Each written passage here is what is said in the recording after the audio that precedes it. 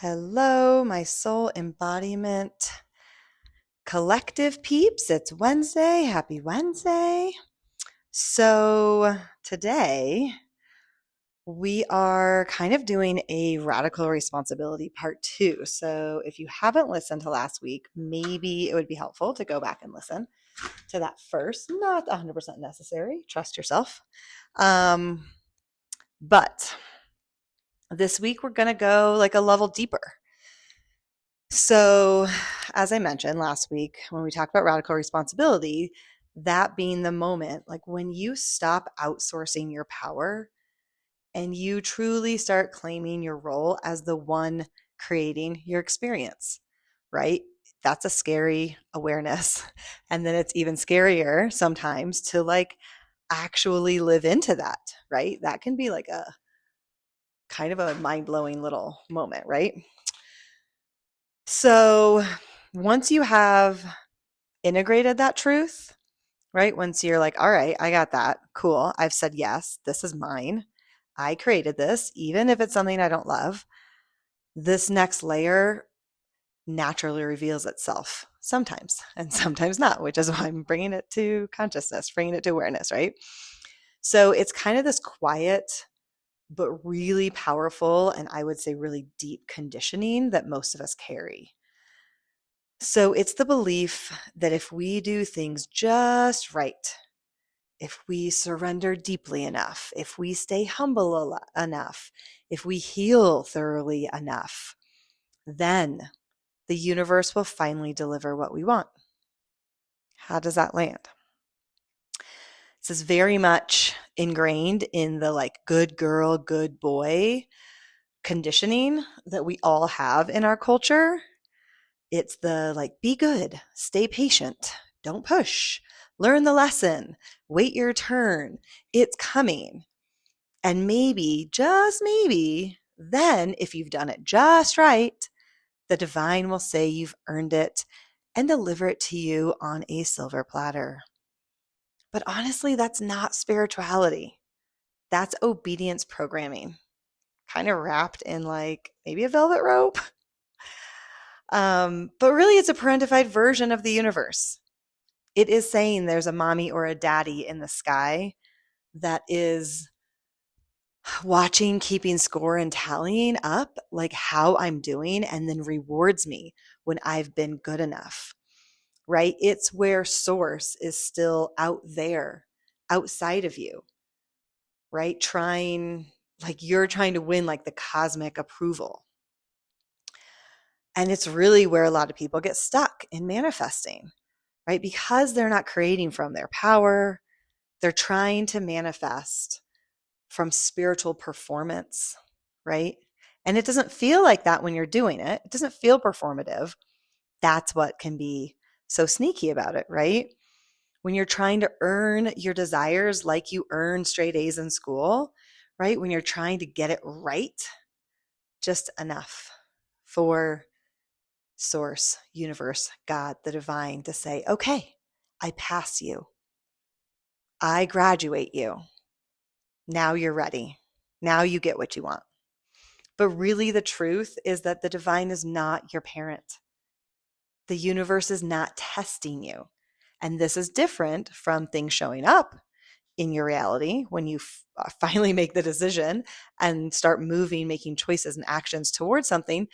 A lot of times things show up to either allow you to deselect them or to select something, but that's not tests, right? This isn't like a pop quiz.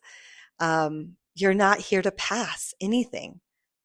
And you're not in like spiritual detention, right? Like you're not in trouble if you don't do it right. You're not in trouble when you have negative thoughts.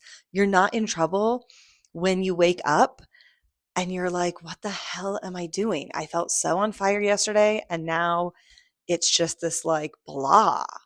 Oh my God, what am I creating, right? That's okay. The idea that you're like still being graded, right? Like our school system is so very much part of this conditioning. So is like, kind of Anglo-Saxon religion, Christianity, Catholicism, right? Like there is a right way to do things. Um, But that idea that you're still being graded, that you haven't earned, like, right, like your release from the pattern, you haven't earned your breakthrough, you haven't earned the love that you like desire to call in, you haven't earned the baby, you haven't earned the thing, the money. It's actually a form of spiritual victimhood, kind of dressed up as devotion, right? And it sounds a lot like responsibility, right? It can sound like, I know I'm still learning this, clearly. The universe has more for me here. Or maybe I'm just being shown what I need.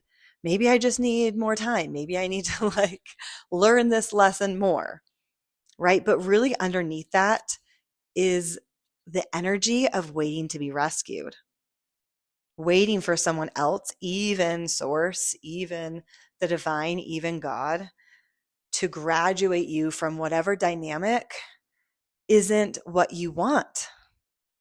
And so this is why this is paired with radical responsibility, because as we said, you've taken responsibility that you are creating even the things that you don't want in your life, right? Your current reality is a reflection of your current choice patterns.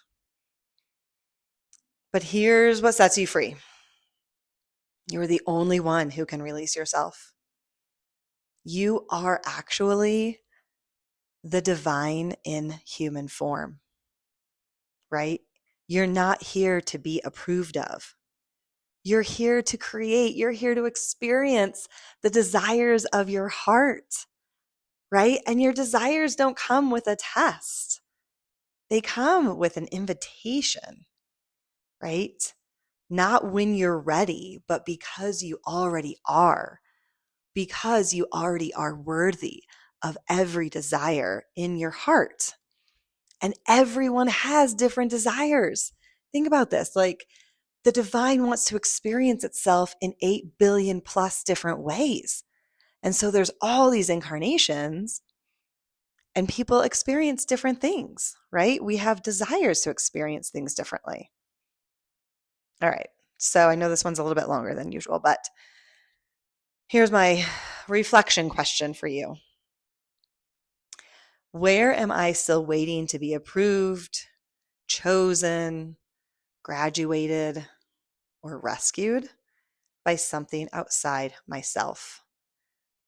By source, by God, by the divine. Where am I doing that instead of choosing what I already know is mine? You don't need permission. You don't need to prove your worth. You are worthy because you are, because you exist. You don't need to be a good girl or a good boy to get what you want. You just need to create like you mean it. Would love to hear your thoughts. Would love to hear discussion. I would love to hear you disagree with me. What does this bring up for you? All right. I so appreciate you. Happy Wednesday.